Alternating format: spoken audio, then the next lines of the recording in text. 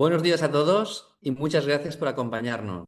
Es un placer darles la bienvenida al webinar ¿Qué atractiva una empresa para los compradores? Sin duda, un tema trascendente. La semana pasada podíamos leer que pese a la guerra de Irán, las operaciones de M&A habían disparado un 44% en Europa, encabezadas por grandes corporaciones como podrían ser la OPA de Unicredit a Commerzbank o la posible fusión de Post Italia con TIM o de Engie con UK Power Networks. Soy Óscar Elvira, profesor de la UPF Barcelona School of Management y director de un máster en Finanzas y Banca de la misma institución, que sería la Escuela de Negocios de la Universidad Pompeu Fabra. Me gustaría comenzar con una reflexión sencilla, pero muy relevante desde el punto de vista académico y también desde la práctica empresarial. Una empresa no resulta atractiva para un comprador únicamente porque crezca, porque tenga una buena marca o porque opere en un sector prometedor. Una empresa resulta verdaderamente atractiva cuando combina potencial económico, capacidad de generar caja y credibilidad de información financiera.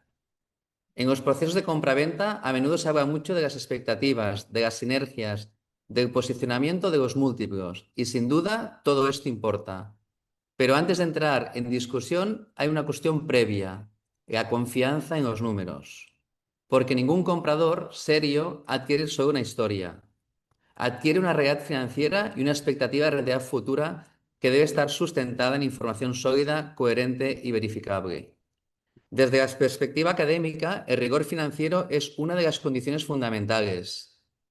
Cuando el reporting es consistente, cuando los márgenes son comprensibles, cuando el EBITDA es representativo y la caja acompaña el resultado, la empresa transmite calidad.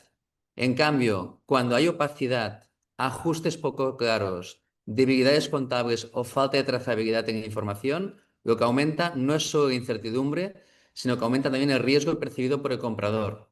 Y donde aumenta el riesgo, normalmente disminuye la valoración. Por eso, preguntarnos qué hace atractiva una empresa es, en el fondo, preguntarnos qué hace que una empresa sea fiable, interpretable y defendible en un proceso de análisis. Y esa es precisamente la conversación que queremos tener hoy, una conversación que combine estrategia, finanzas y realidad empresarial. Para ello tenemos la suerte de contar con un panel de gran nivel. Nos acompaña en primer lugar Gerard García, CEO de Dili, cuya experiencia en el asesoramiento de operaciones y el desarrollo de una plataforma digital de compraventa de empresas nos ayuda a aterrizar en qué indicadores y qué señales condicionan más la percepción de valor. También contamos con Ramón Rubio, socio y consultor de Allion ETL, que aportará la visión de asesor especialista en due diligence, valoración y acompañamiento en procesos de M&A, que nos hablará de los errores habituales que hacen alterar el valor. Y por último, nos acompaña Ana Moret, asociada y consultora del área de consultoría financiera de Allion ETL, que nos ofrecerá una perspectiva especialmente útil desde su experiencia operativa en procesos de due diligence. A todos, muchas gracias por estar con nosotros y a todos ustedes, gracias por acompañarnos. Comenzamos. Gerard, te cedo la palabra para que nos presentes y digas quiénes sois y qué hacéis en Digi. Muy buenos días a todos y gracias, Oscar, por la introducción. O sea, yo soy Gerard.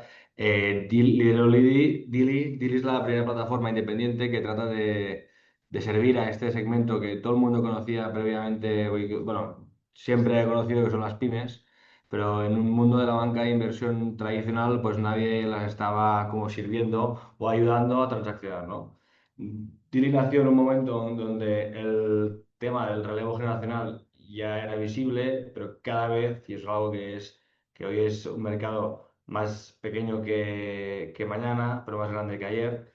Entonces nació en el momento ideal para unir con tecnología de datos las necesidades de las compañías y permitir que un inversor desde cualquier parte del mundo que esté interesado en España y en la pyme española pues pudiera acceder a ella, ¿no? Y al mismo tiempo sin dejar de lado a los asesores, que al final son una red importantísima. Hay los bancos bulge bracket, ¿no? Que se dedican a hacer transacciones enormes, pero luego hay muchos despachos muy buenos, como por ejemplo Allianz, que también tienen necesidades y tienen sus clientes. Entonces la tecnología les ayuda a encontrar contrapartes mucho más rápido, además de generar un negocio originado digitalmente, ¿no? Entonces, en todo ello, Dili trata de acercar lo que sería la banca de inversión más pedigrí al mundo del lower mid market, al mundo pyme, y permite al empresario pues, crear sus materiales y facilitar operaciones en tiempo récord basándonos en datos y eficiencia, ¿no? Al final nosotros estamos ayudando a unos 25.000 usuarios entre empresas, inversores y asesores y somos un equipo de unas 45 personas desde Barcelona. Está en silencio, Oscar, creo. Muy No, bien, gracias, Gerard. Y ahora, Ramón, ¿qué sería Avion ETL? Muy bien, gracias Oscar y también Gerard. Y por nuestra parte, encantados de participar en este webinar. La verdad es que creemos que el título es interesante y el contenido esperamos que también lo sea. La idea es ser lo más prácticos y poderos ofrecer ejemplos de la realidad, ¿no? De lo que encontramos en nuestro día a día y mi compañera Ana Moret y yo mismo, pues poderos trasladar esta experiencia y conocimiento. Arion ETL es un despacho profesional de más de 120 profesionales. Estamos en Barcelona, estamos en Madrid y hacemos un servicio que pretende ser 360, ¿no? Ofrecemos servicios del ámbito fiscal, legal, laboral, mercantil y de contabilidad y también de consultoría financiera. Y ahora, un poco más adelante, Ana nos comenta en más detalle lo que hacemos, ¿no? La idea de Alion y nuestra razón de ser es asesorar y acompañar a nuestros clientes en todos estos procesos y en otros más, pero en todos los procesos transaccionales que son verdaderamente relevantes, ¿no? Como indicaba Oscar a principio, y que no suceden muchas veces, ¿no? En la vida empresarial de las empresas, y por lo tanto creemos que poder dar ese servicio de nuestra parte puede hacer lo más fácil posible ese camino. Y bueno, ya veréis que os iremos comentando ejemplos y situaciones que lo pueden hacer más fácil o lo pueden hacer más difícil según el caso, ¿no? También deciros que con Gerard y con su equipo hemos colaborado en diversas ocasiones también en operaciones y bueno, también os haremos algún ejemplo más adelante que yo creo que visualiza mejor que la teoría en la realidad, ¿no? Y por nuestra parte, pues nada más reiterar el agradecimiento de la presencia de todas las personas que asisten y cedo la palabra a Ana, que explicará un poquito más en detalle lo que hacemos en el Departamento de Consultoría Financiera. Sí, buenos días a todos. Muy agradecida por la oportunidad de colaborar en esta webinar, tal como ya también ha dicho Ramón y el resto de ponentes. Para complementar la presentación de Ramón, nosotros el trabajo que realizamos en el Departamento de Consultoría Financiera lo podríamos estructurar como en dos áreas bastante diferenciadas. ¿Vale? Una de ellas sería la consultoría financiera pura y dura, ¿vale? Que aquí podemos trabajar, hablando de trabajos relacionados con la elaboración de informes económicos, cualquier trabajo relacionado con el análisis económico-financiero en cualquier ámbito. Estamos hablando de incluso de informes periciales en los que trabaja en términos económicos, valoraciones de empresas, planes de viabilidad, plan de reestructuración, planes de financiación, ¿vale? Este sería un poco el contexto de esta tipología de servicio. Y luego trabajamos también la rama de transacciones, la rama de M&A, que aquí lo que hacemos es un asesoramiento y acompañamiento en procesos de mandatos de venta y mandatos de compras de empresa, ¿vale? Entonces, en nuestro servicio en este ámbito puede ser en todas las fases del proceso o en determinadas fases a voluntad pues, del cliente. Por ejemplo, en el ámbito de mandatos de compra, nosotros somos proveedores de due diligence, ¿vale? De algunos de nuestros clientes. Y en el ámbito de mandatos de venta podemos acompañar desde el principio, que es asesorando en la preparación del teaser, asesorando en la valoración de la compañía o sencillamente entrar en un momento determinado del proceso, como es, por ejemplo, la realización de la vendor due diligence, para tener identificados posibles riesgos ya de cara a la operación futura de venta. Muy bien, gracias. Y ahora, Gerard, me gustaría que tú mismo me comentaras cómo piensa realmente un comprador y qué es lo primero que miran cuando van a adquirir una empresa. ¿Qué preguntas se formula un inversor?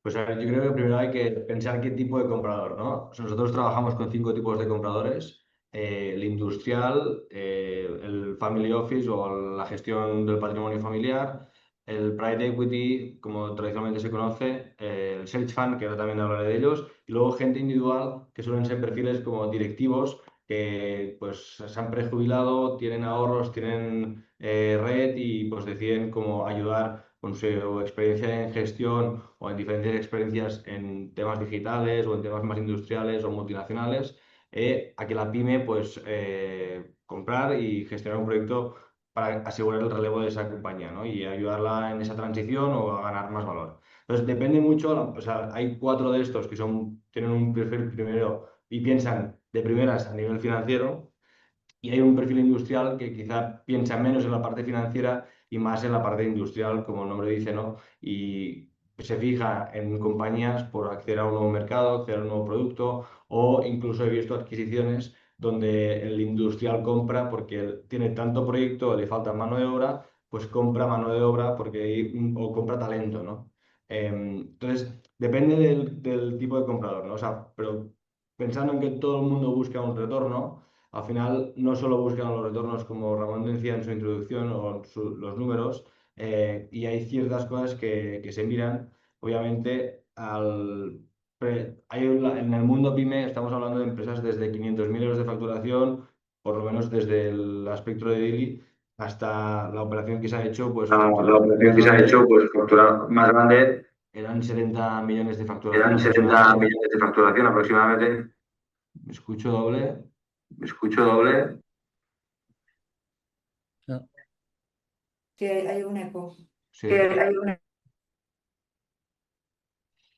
Pues disculpar por el problema técnico. Ahora ya creo que ahora bien. Entonces, os decía, de Dili hemos hecho desde empresas de 500.000 euros de facturación hasta empresas que facturan 70 millones. Obviamente son 2 empresas diferentes, dos emprendedores, emprendedoras o empresarios diferentes y 2 momentos vitales diferentes, ¿no? Al final, muchas de ellas y la mayoría de ellas son muy dependientes del fundador. Entonces, una de las primeras preguntas que se hace es: ¿sobreviviría esta empresa si Pepe o Josefina no están en el día D+1, ¿no? Es el día después de la transacción? Los beneficios que me están presentando son repetibles. En mi experiencia, y os comento, la mayoría de veces son empresas bastante recurrentes, a pesar de que no tienen ingresos recurrentes como puede ser una empresa tecnológica, pero que sí suelen ser empresas muy recurrentes en sus comportamientos, y también muy dependientes del propietario, ¿no? Y a veces cómo se hace la transición de esos clientes, para asegurar que sigan siendo recurrentes esos beneficios, esas ventas, y demás, y por tanto el equipo en esas transacciones no suele tocarse después, ni mucho menos después de una compra, ¿no? Muchas de las veces se les pregunta al comprador por qué no han crecido más. Y yo lo que he visto es muchas veces por falta de ambición o porque al final llegas a tu momento vital. Puede ser que llegues a tu momento vital determinado cuando facturas 1 millón, cuando facturas 5 o cuando facturas 50. Entonces hay ciertas cosas que tú ves que puedes hacer, pero ya no tienes ganas, ya no tienes energía o ya sientes que ya no es tu momento, ¿no? Que tu fase ya ha terminado y que por tanto tienes que dar el testigo.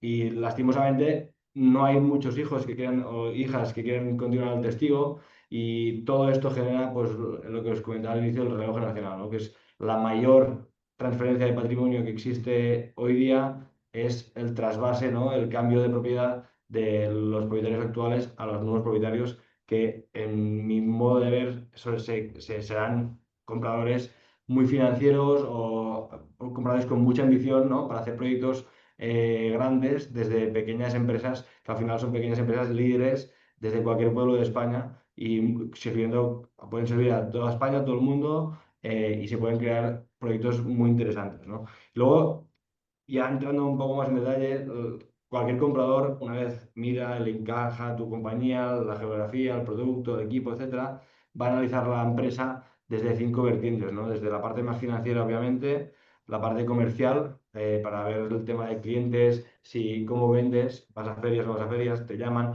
Hay muchas veces que las compañías dicen, no, es que yo no hago nada comercialmente, a mí me llaman, ¿no? Entonces, claro, el comprador que entra dice, vale, ¿cómo traduzco eso que puede ser por una relación de confianza o familiar a algo recurrente, a un proceso repetitivo? Y a un estándar que pueda definir unos objetivos, a un equipo comercial nuevo o existente para conseguir mis objetivos y rentabilizar esta inversión, ¿no? Luego está la parte operativa, que son pues que todos los procesos estén documentados, que la maquinaria, que haya un inventario de máquinas, que la gente sepa cómo funciona, que si el operario falla ese día, el siguiente en el equipo pues sepa cómo funciona esa máquina, que no sea dependiente, ¿no? De una persona. Y esto muchas de las veces por el frenesí del día a día no ocurre y no se documenta y estos son partes interesantes que pueden incluso terminar que suba el valor, ¿no? Luego está la parte legal, las licencias de la fábrica están al día, no están al día, la licencia de actividad, licencia de incendios, la empresa está en el convenio de actividad que corresponde estar, sí o no. Bueno, y estos son aspectos, hay muchos, ¿no? Y cuando más pequeña, pues menos hay, pero cuando más grande es la compañía, pues más aspectos legales hay. Luego está el equipo. El equipo es la parte más fundamental, ¿no? O sea, el propietario y propietaria se retira, todo el mundo ya sabe que esto no es como ir a comprar el pan o me apetece un pan de una chapata o una baguette. Yo compro la compañía y me tienes que acompañar en un plan de transición que lo más rápido que he visto han sido 6 meses y lo más lento han sido 7 años. ¿Y 7 años por qué? Porque la empresaria pues dijo que, mira, que me quedan 7 años para jubilarme, pues mira, en 7 años yo te ayudo a que conozcas perfectamente a los clientes y te explico cómo está funcionando la compañía bajo mi paraguas, ¿no? Y luego es verdad que se tiene que valorar pues, factores externos como la guerra que nos ocupa ahora mismo, cómo afecta eso al material, sobre todo al plástico, cuando hubo el tema empezó el tema de Ucrania, subieron mucho los fletes de los transportes, entonces como todo el mundo que producía fuera de España, ¿qué pasó con ese momento? Pues esos son factores más externos que complementan el análisis, pero no lo limitan a eso. Porque ante la incertidumbre que estamos viendo actualmente, hay mucho comprador que mira pymes, que sigue mirando pymes y que sigue transaccionando, porque la mayoría de pymes, pues por suerte en este caso, solo venden en España y por tanto, pues más allá de un coste, una afectación al coste, no le tiene que afectar, ¿no? O sea, cuando hay veces que se paran los grandes deals o o inversores más internacionales, sobre todo americanos, pues pueden pensarse dos veces hacer una operación transfronteriza de varios dígitos de dinero, pero a día de hoy nosotros no vemos un parón de actividad en ese sentido. Entonces, un poco, ¿qué mira un comprador? Pues, en resumen, depende de qué tipo de comprador seas. En general, obviamente, mirarás que compres algo con sentido. Es verdad que hay un cierto comprador, que puede ser cualquiera de los cinco, que va a mirar cosas en estrés financiero porque son expertos, ¿no? en reflotar. Pero bueno, la mayoría a las cuales nosotros servimos y que estamos muy cómodos trabajando con ellos es gente que quiere crear proyectos consolidadores y de medio a largo plazo para que el tejido actual pues sea, pues si la pequeña empresa sea mediana y la mediana sea grande y de alguna manera pues ese trasvase que por un lado es de patrimonio, por otro lado sea de ambición y de crecimiento desde pequeños campeones locales que tenemos en toda España. Muy bien, gracias. Te has tomado un poquito más de tiempo, así que los demás te debíamos intentar recoger o recortar un poco el Disculpar. tiempo. ¿De acuerdo? Bueno, si me permitís, me gustaría seguir con un bloque de cuáles son las claves financieras que primero analiza el comprador, desde una perspectiva muy simple, pero muy útil tanto en aula como en una transacción real, que es la calidad de un negocio no se mide solo por cuánto gana, sino por cuánto convierte en caja, con qué estabilidad lo hace y con qué credibilidad lo reporta. Porque antes de hablar de múltiplos, de comparables o de tendencias de mercado, hay una pregunta previa. ¿Me creo los números? Si tuviera que resumir la calidad real del negocio en tres indicadores financieros, elegiría estos tres. Primero, la conversión de EBITDA en caja operativa. Un buen negocio no solo genera resultado operativo, sino que lo transforma recurrentemente en tesorería. Segundo, la rentabilidad sobre el capital invertido, porque no basta con crecer. Hay que crecer creando retorno sobre los recursos que exige el negocio. Y tercero, la intensidad del capital circulante y del CAPEX de mantenimiento. Hay empresas con un EBITDA atractivo que, sin embargo, absorben caja tanto en existencias como en cobros o reinversión mínima, que su valor económico real al final lo que produce es una reducción. Dicho de otra manera, el valor no lo determina el EBITDA nominal, sino el flujo de caja disponible y sostenible. Eso nos lleva al segundo punto: cómo detectar si un EBITDA es verdaderamente representativo o está distorsionado. Aquí, académicamente y en due diligence, hay una regla de oro. Un EBITDA solo es útil si está bien definido, conciliado con estados financieros y consistente en el tiempo. ESMA, cuando habla de medidas alternativas de rendimiento, exige precisamente una definición clara, como son la reconciliación con la magnitud contable más directamente comparable y consistencia temporal. Por lo tanto, cuando veo un EBITDA ajustado, lo primero que me pregunto es: ¿qué partidas se han excluido? ¿Son de verdad no recurrentes?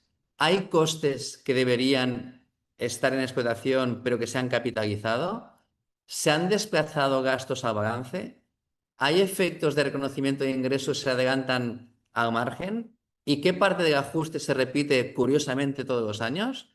Si el ajuste se repite, ya no es extraordinario, es estructural.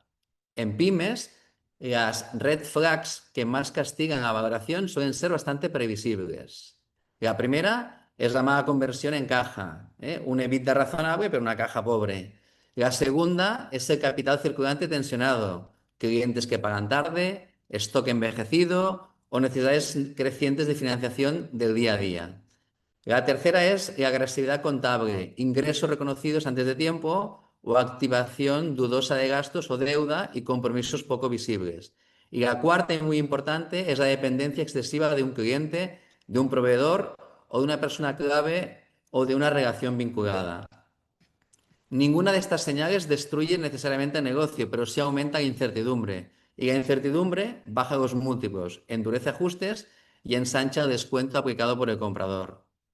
Y termino con una idea que me parece crucial: la preparación financiera previa sí aumenta el valor y lo hace meses o incluso años antes del proceso. No porque maquille nada, sino porque reduce el riesgo. Cuando una empresa ordena su reporting mensual, normaliza políticas contables, limpia los ajustes y separa lo recurrente de lo excepcional y demuestra trazabilidad en las ventas, el EBITDA, la caja y la deuda, amplía el universo de compradores posibles y reduce la fricción en due diligence. En valoración, la disponibilidad de información fiable es una condición explícita para aplicar bien los métodos. Por eso, preparar la empresa con tiempo no es cosmética, es una forma de convertir incertidumbre en confianza y confianza en valor. En suma, un comprador sofisticado no premia solo el crecimiento, sino que premia la calidad del beneficio, la capacidad de convertirlo en caja y la credibilidad del dato. Y esa mirada financiera es la que a continuación nos permite entender mejor por qué el mismo sector puede dar valoraciones muy distintas según la realidad de cada compañía. Porque en esto, Gerard, ¿qué sectores crees que ahora mismo están en auge?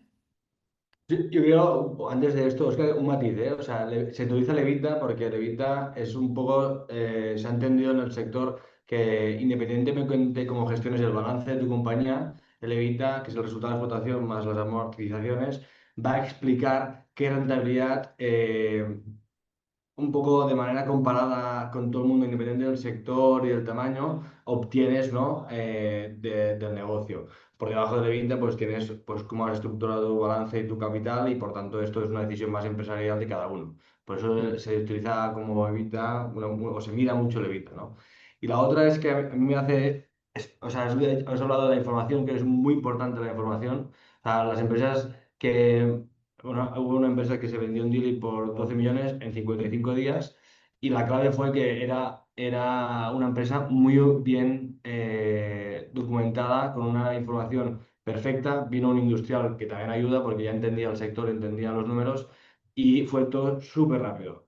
Entonces, el tener una información ordenada agiliza bastante una transacción o el proceso de diligence, como has mencionado. Y luego yo que también creo que las mejores empresas, o sea, las empresas que se venden mejor, no se preparan para venderse, sino se construyen como si alguien las fuera a comprar algún día, ¿no? Y yo creo que es decir lo mismo, pero no tienes que empezar a actuar de una manera cuando has tomado la decisión de venderse, sino tú tienes que gestionar tu compañía como los mayores, ¿no? O sea, tengo que actuar como las empresas grandes a pesar de que facture 1 millón, 2 millones, 3 millones. Y eso va a ayudar a que alguien te mire con buenos ojos, ¿no? Y entrando en el tema de los sectores, y voy rápido para no extenderme como antes, lo bueno de que vemos en Dile es que o sea, el sector que más interesa es muy dinámico, ¿no? O sea, antes de la crisis del cerdo que pasamos aquí en Cataluña, pues había mucho el tema de alimentación.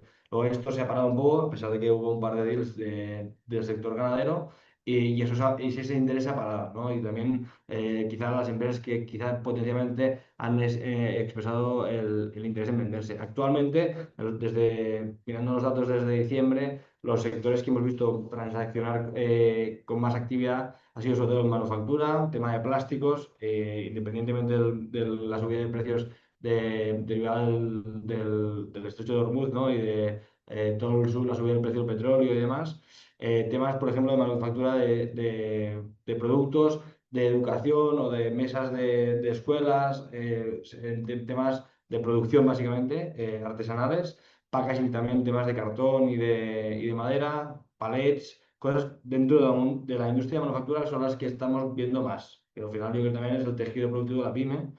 Luego hay la construcción, hay diferentes tipologías de construcción, hay empresas de rehabilitación de fachadas, hay empresas como muy específicas dentro de la cadena de valor de la construcción, no son promotoras como tal, son empresas carpinteras, digamos, fabricantes de luces, cosas parecidas o encofrados, ventanas PVC, el mundo, o sea, todo lo que esté englobado en este subsector también lo estamos viendo con mucho interés. La distribución también de producto de ferretería. Hemos hecho bastantes operaciones y bastante interés con cosas de este sector. Tema de tornillería, distribución de material Sí. que se utiliza para la construcción, ¿no? O de maquinaria que se alquila también para la construcción. Luego hay servicios muy técnicos, como pueden ser ingeniería, ¿no? De la construcción, que no es construcción, es más el servicio de ingeniería, hacer llave en mano pues, para grandes empresas, o, por ejemplo, temas de recubrimiento de pintura líquida, ¿no? Como cosas muy específicas dentro de los servicios más científicos o más químicos. Y luego ya temas que hemos visto menor, pero también vemos mucha actividad, tema dental, salud, hay bastante oportunidad en ese segmento. Tecnológico, que no es el mundo startup, hay muchas empresas tecnológicas que yo a veces hago la broma de que aún sirven, ¿no? Y operan con el Windows de color gris, ¿no? O sea, son empresas que son rentables y son operadas por pues, empresarios que tienen ahora mismo 75, 80 años, incluso programadores, ¿no? Hemos visto alguna empresa de software verticalizado. Esto hay, por ejemplo, un comprador en una plataforma pues, que está comprando bastantes empresas de este segmento, o distribuidores de software, o agencias de marketing. Todo lo relacionado al mundo digital también lo estamos viendo con mucho interés. Y luego, el último, pero no el menos importante, pues sería el tema más energético, que sí que pasó como un boom, se desinfló y que quizá ahora pues estamos empezando a ver como operaciones que están transaccionando. Dicho esto, como os mencionaba, y para hacer un apunte del tipología de comprador más activo, el más activo actualmente en la plataforma es el industrial y el family office. Y yo creo que tiene que ver por un poco la empatía que generan ante un vendedor, ¿no? El vendedor ve el family office como tú has pasado por mi sitio y el industrial habla el mismo lenguaje. Entonces esto agiliza mucho y luego es verdad que todos los más financieros, los que saben ver esta parte más emocional o más de empatía con el empresario, pues son los que avanzan de manera más rápida, más cómoda, porque se saben poner en el lugar del empresario de lo que me está pidiendo, lo que no me está pidiendo, y un poco también el empresario tiene que saber que hay cosas que sí que puede pedir y hay otras cosas que no son de mercado. Y un poco también ese es el rol de, pues como Alion o nosotros, Dili, pues intentamos educar de esa manera, ¿no? Los más activos son estos. Te diría, este es un poco mi análisis de qué Muy sectores bien. estaríamos viendo con más interés. Muy bien, muy interesante. Bueno, antes de seguir, me gustaría recordar que estamos encantados de que nos enviéis preguntas a través del chat. Ya habéis enviado algunas, pero si os queréis animar, pues por supuesto, bienvenidas sean. Pasamos a la due diligence, es decir, lo que el comprador revisa para confirmar la historia o bien para desmontarla. Ana, ¿qué aspectos clave o elementos de revisión consideras clave o bien para Alio NTL, o sea, o bien que Alio NTL considera clave?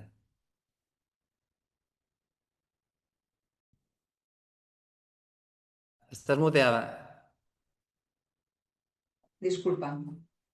Bueno, empezaré mi presentación del tema de la due diligence. Lo voy a basar mucho también en nuestra experiencia, ¿no? En los distintos procesos en los que hemos colaborado.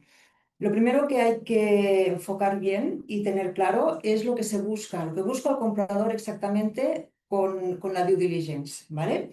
Que es detectar aquellos riesgos que puedan incidir tanto en el precio como en la estructura de la operación, ¿vale? Entonces, a nivel global, o sea, más allá del análisis general, ¿no? Que se lleva a cabo en el ámbito de due diligence, podríamos agrupar esos riesgos en dos grandes grupos, ¿vale? De manera muy sintética, ¿eh? Tendríamos los riesgos corregibles, que serían aquellos que se podrían modelar o se podrían corregir con ajustes en el precio o a través de determinadas garantías o retenciones, ¿vale? Dentro de la estructura de la operación.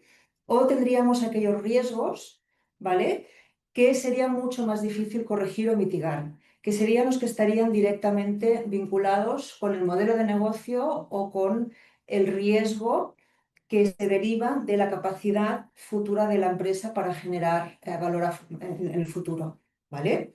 Entonces, dentro de este ámbito, un proceso de due diligence, nosotros desde Alio lo trabajamos principalmente en cuatro áreas. Tenemos el área contable y de negocio, el área laboral, el área legal y el área fiscal.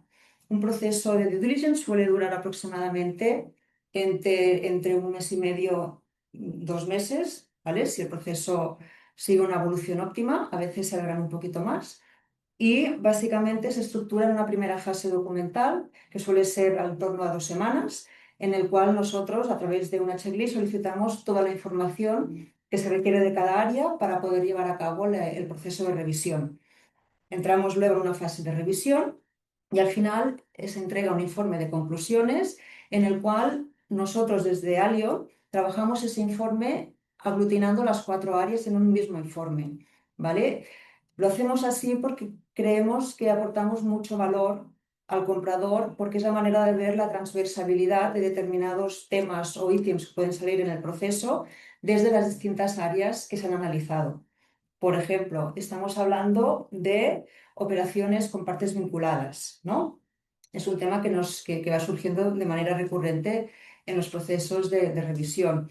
Pues allí esas operaciones con partes vinculadas, aquella operación comercial que tiene la empresa con su matriz o con su socio, pues vemos cuál es el riesgo o cuál es el tratamiento, si es correcto desde un punto de vista fiscal, si esa relación está documentada como debería documentarse desde un punto de vista legal, y desde un punto de vista contable también vemos que no todos los gastos e ingresos que se derivan de esa relación están debidamente contabilizados. Por ejemplo, los préstamos entre partes vinculadas. Muchas veces estas operaciones no devengan intereses, ¿no? O no se están contabilizando o tratando a mercado, ¿no? Entonces aquí tenemos el doble riesgo fiscal, el riesgo contable, porque virtuamos también quizá el análisis financiero, ¿vale? O sea que la idea nuestra siempre es hacer este enfoque un poco global, ¿no? De todo lo que vaya saliendo en el proceso de revisión.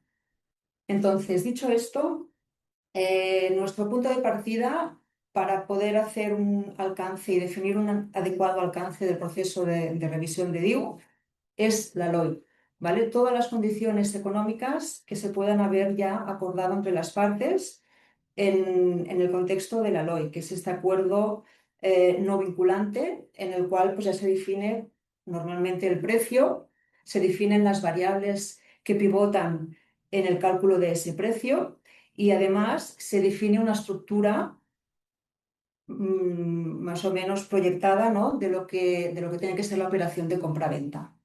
Entonces, a partir de ahí, pues nosotros intentamos adaptar, ¿no? Más allá de esa visión y de ese análisis global, intentamos adaptar específicamente el análisis de la DIU a determinados temas concretos que vienen ya regulados por la LOI. ¿Vale? Entre ellos, destacar, por ejemplo, lo que comentábamos, ya os ha comentado a lo largo de la sesión, ¿no? El tema del EBITDA normalizado, ¿no? Nosotros, estados financieros, sacamos un EBITDA contable, ¿vale? Que sería el resultado de explotación más amortizaciones, pero luego siempre hay que revisar que no haya determinados ajustes, ¿no? Que deban llevarse a cabo para que ese EBITDA pues, sea comparable, ¿no? Tanto con el sector como de manera temporal con los EBITDAs de ejercicios anteriores. Entonces allí hay un análisis que normalmente siempre los ajustes más habituales con los que nos solemos encontrar pues serían los gastos ingresos no recurrentes, como también ya se han ido comentando a lo largo de la sesión. Aquí también muchas veces hay que ajustar gastos de gerencia, ¿vale? Que no están relacionados con la actividad. Aquí también hay un tema que es la retribución de los directivos. Es un tema que también nos hemos encontrado varias veces, esas retribuciones que no están del todo alineadas con las del mercado, ¿vale? Y ahí pues también en algunas ocasiones ha procedido a hacer algún ajuste en el EBITDA. Y por último, un tema que también os he mencionado ya y que es importante porque también nos hemos encontrado en algunas ocasiones, que es el tema del margen bruto de las operaciones con partes vinculadas, ¿vale? Ahí también a veces hay un determinado sesgo de ese margen en sede de grupo, ¿no? O en sede de relación vinculada con el margen que se podría registrar en el mercado con una parte independiente. Eso también es muy importante tenerlo en cuenta para calcular el EBITDA normalizado. Hay otra variable importante sobre la cual también suele pivotar en algunas empresas de servicios, lo hemos visto, que pivota el cálculo del precio, que es la cifra de negocios, ¿vale? Esa cifra de negocios también la analizamos en sede de la DIU para corroborar que sea una magnitud fiable, recurrente, ¿no? del cálculo del precio. Entonces, hacemos un análisis tanto de la recurrencia de ese ingreso, de la concentración de los clientes que han generado ese ingreso y también de la morosidad. No nos olvidemos también de esa parte importante, porque tú puedes tener la venta en la cuenta de resultados, pero el cobro pendiente en el balance. Con lo cual hay que ver, es lo que os decía, hay que ver siempre las cosas un poco en global, ¿vale? Pues aquí este análisis también adquiere mucha importancia porque nos hemos encontrado con situaciones en las que ha habido un ajuste en el precio por ese deterioro de crédito y sin cobrables. ¿Vale? Y por la calidad de la cartera de clientes, al tratarse también pues, de carteras y de cifras de negocio concentradas en pocos clientes, con lo cual ahí lo que decía Óscar, ¿no? A mayor riesgo, pues menor precio, pues ahí también nos hemos encontrado con situaciones de ajuste. Luego hay un tema, y no me quiero extender mucho más, que no sé si me queda mucho tiempo. Vale, No. hay un tema Vamos justos. también, sí, que a veces, bueno, no se le da importancia, pero sí que la tiene, ¿vale? Que es el tema relacionado con los estados financieros intermedios, ¿vale? Nos encontramos en aquellas situaciones en las que estamos comparando, ¿no? Por ejemplo, el precio se calcula en función del EBITDA promedio del año, me lo invento, 24 y 31 de octubre del 25, ¿vale? Bueno, pues estos estados financieros del 2025 hay que asegurarnos que haya una uniformidad de criterios contables respecto al ejercicio previo que es anual. Me refiero que el corte de nos hemos encontrado muchas veces en situaciones en las que, por ejemplo, el corte de operaciones, ¿no? Una cosa tan sencilla como ajustar existencias o reconocer los trabajos en curso o hacer la periodificación de ingresos y gastos para que haya una adecuada correlación. Pues ese ejercicio de corte de operaciones se hace al cierre, pero no se hace en estados financieros intermedios. Con lo cual, eso genera pues, una visión sesgada y desvirtuada, ¿no? Y que los datos que estamos comparando de ambos ejercicios no sean comparables. ¿Vale? Con lo cual aquí también hay que entrar un poquito más al detalle y ver exactamente si ese ejercicio, ¿no? de corte de operaciones en sentido amplio, pues también se está incorporando en estos estados financieros intermedios. ¿Vale? Entonces, No sé, ¿me queda tiempo? Voy avanzando. Ya 30 segundos. Vale, bueno, para acabar, os he hablado ahora sobre todo de los temas contables financieros, ¿vale? En el ámbito de las otras áreas, los temas más habituales que se suelen profundizar, se suelen analizar, lo que ya ha comentado Gerard, ¿no? O Óscar me parece también, que es el tema contractual, las relaciones contractuales con clientes y con proveedores. Nos hemos encontrado en muchas situaciones en que por razones de confianza con los propietarios, pues hay acuerdos verbales y no están formalizados acuerdos escritos, debidamente firmados, con un marco de actuación definido, con lo cual eso para el comprador se lee como una inseguridad jurídica muy importante y que puede tener sus consecuencias en la toma de decisiones final para llevar a cabo la operación de compraventa. También lo mismo pasa con las relaciones contractuales, por ejemplo, con profesionales, personas físicas, ¿no? Ahí también a veces tenemos que entrar al detalle para descartar la posibilidad de que haya indicios de laboralidad en esas relaciones profesionales, ¿vale? Falsos autónomos, ¿no? Lo que conocemos un poco más así en común como falsos autónomos, ¿vale? O sea, esa relación pues también crea un marco de confianza, ¿no? Por parte del comprador en que todo el ámbito de actuación, ámbito legal de actuación de la compañía, pues está cubierto. Y en temas fiscales, pues bueno, un tema estrella es el de precios de transferencia, ¿vale? Lo que decíamos antes de las operaciones vinculadas. Muy bien. Pues Ramón, ahora es tu turno. ¿Qué errores son habituales y se repiten y qué elementos se arreglan y hacen aumentar el valor de la compañía?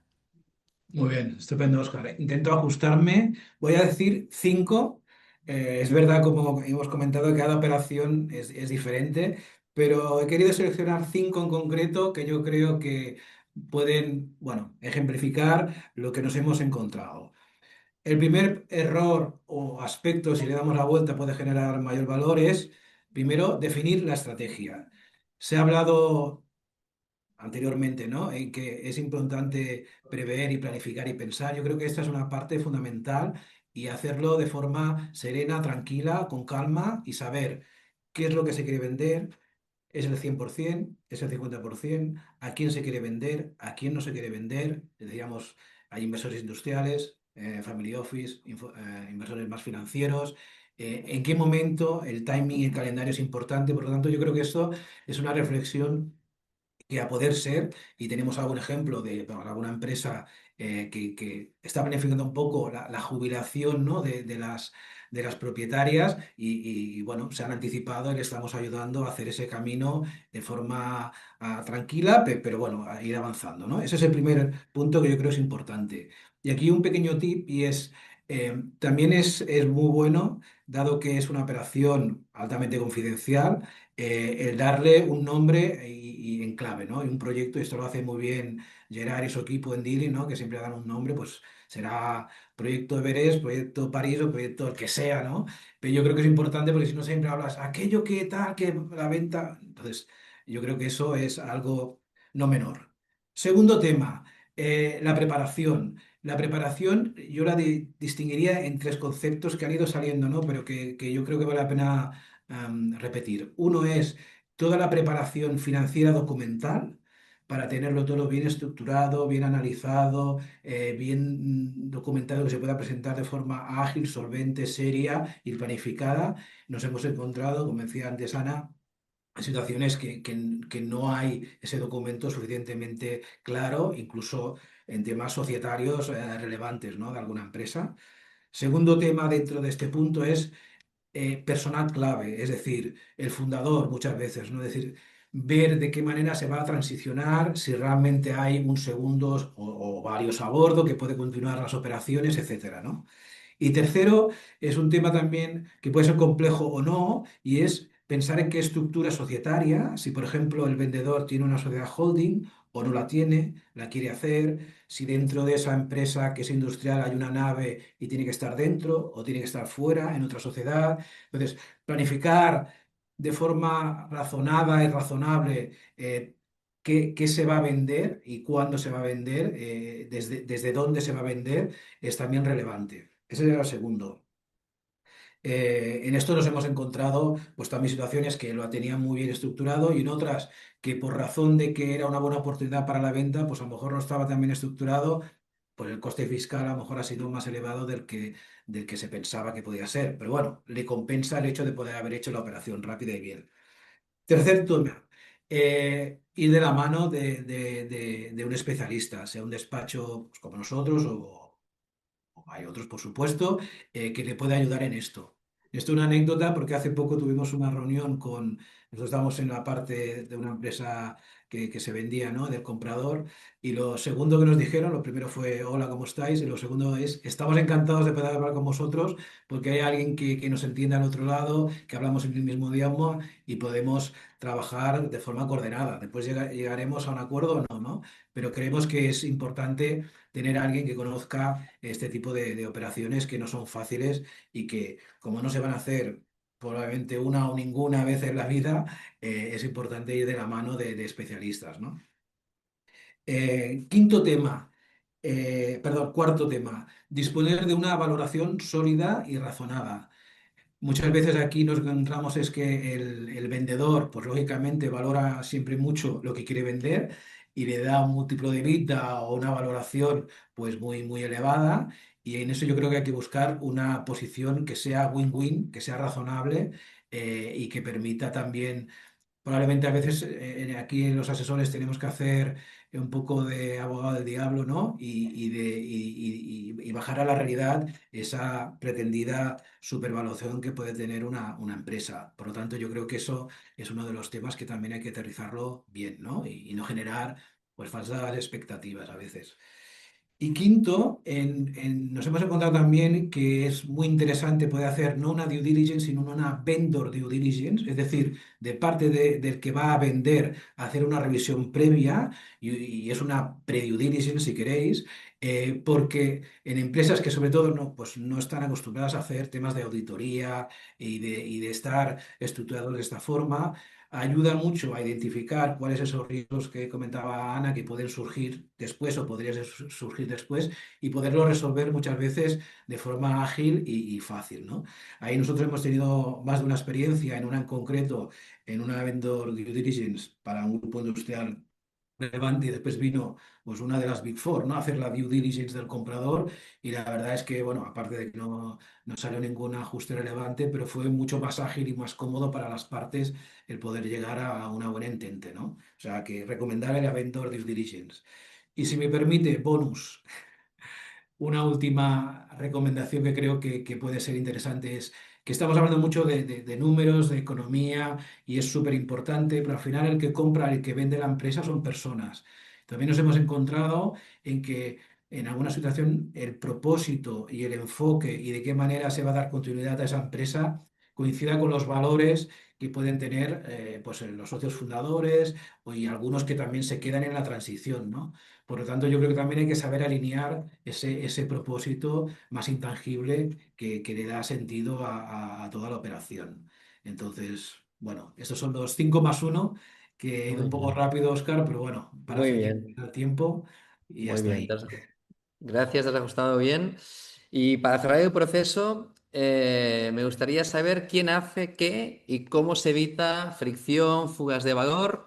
Y en ese sentido, me gustaría conocer vuestra opinión sobre cuál es el rol de los asesores y qué casos de éxito podéis explicarnos. En este caso, lanzo la pregunta a cualquiera de los tres, así que sentiros libres de responder.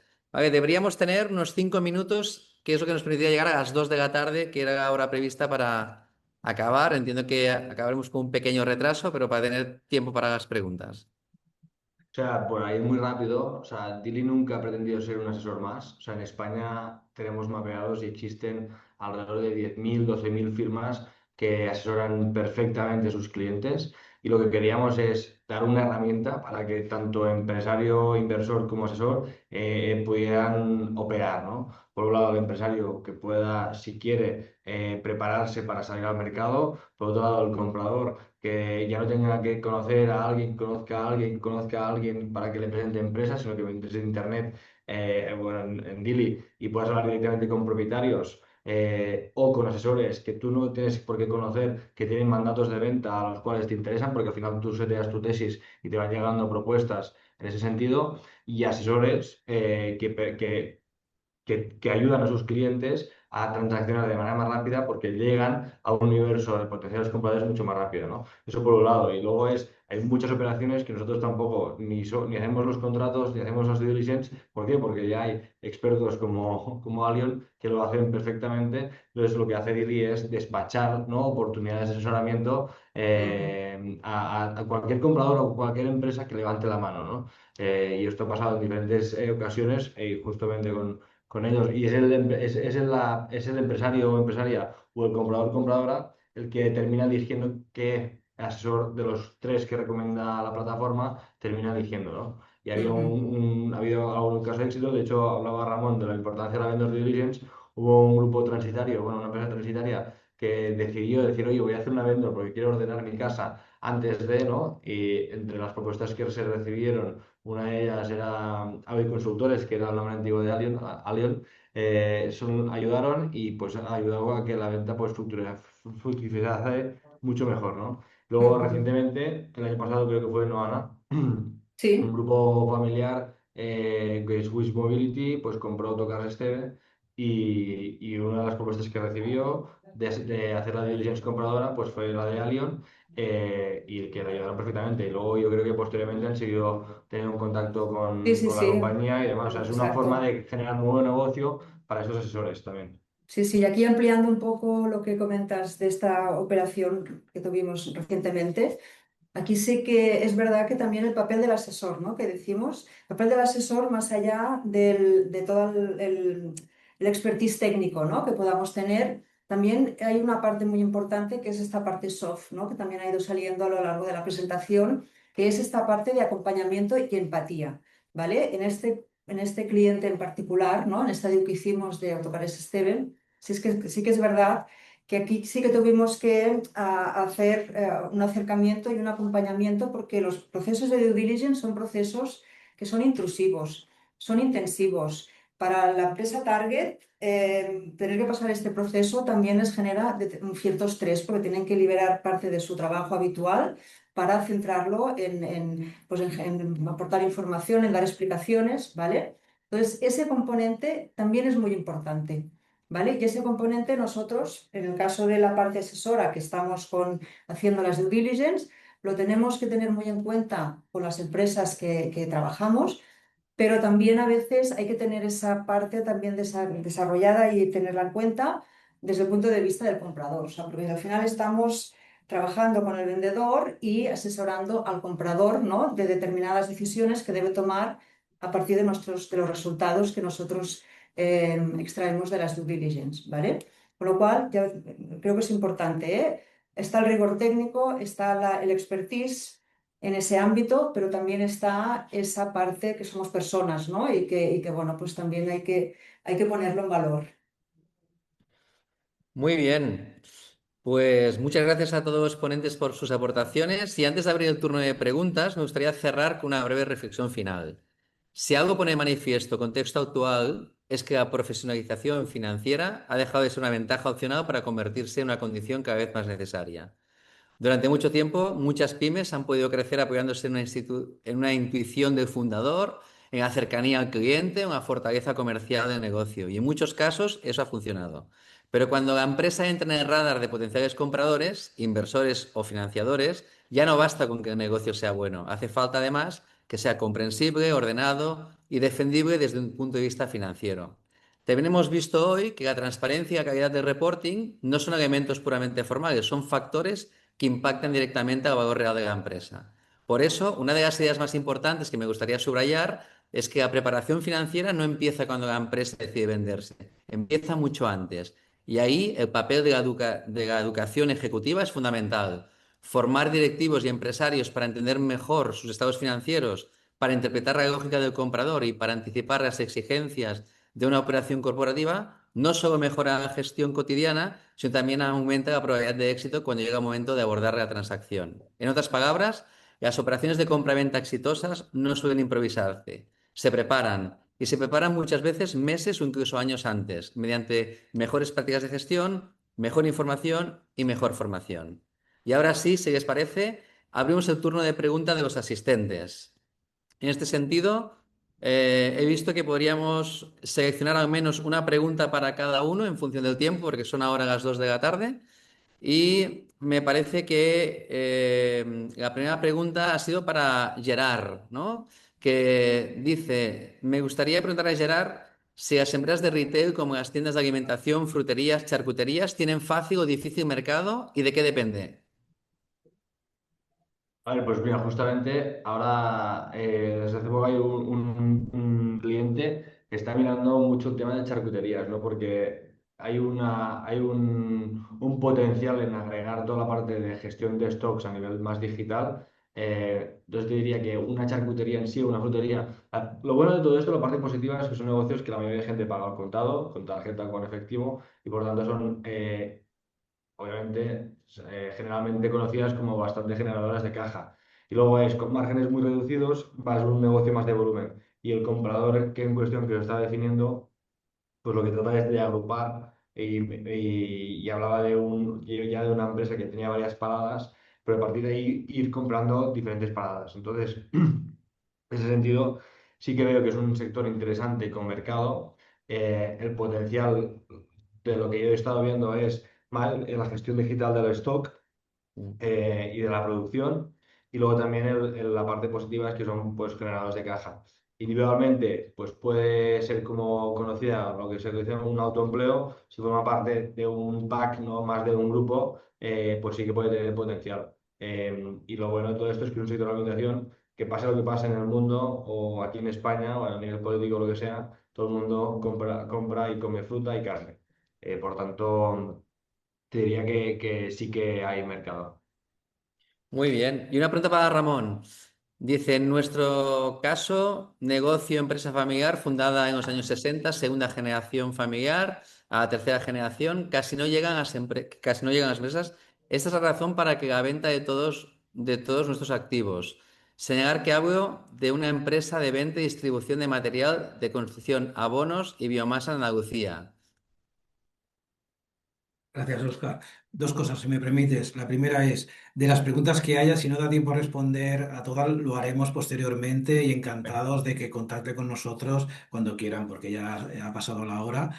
Y la segunda, yo lo que entiendo es que aquí lo que se está buscando es la posibilidad de poder vender esos activos de la empresa. Entonces, bueno, hay que primero analizar la situación, preparar de alguna forma un cuaderno de venta apropiado y ver si lo que quiere vender es la empresa, el negocio, parte de los activos y ver dentro del sector primero si hay operadores que pueden estar interesados y ver qué otras oportunidades se pueden generar, pues no solo en Andalucía, sino en otras partes de España o incluso a nivel internacional, si es el caso, ¿no? Habría que concretar un poquito más.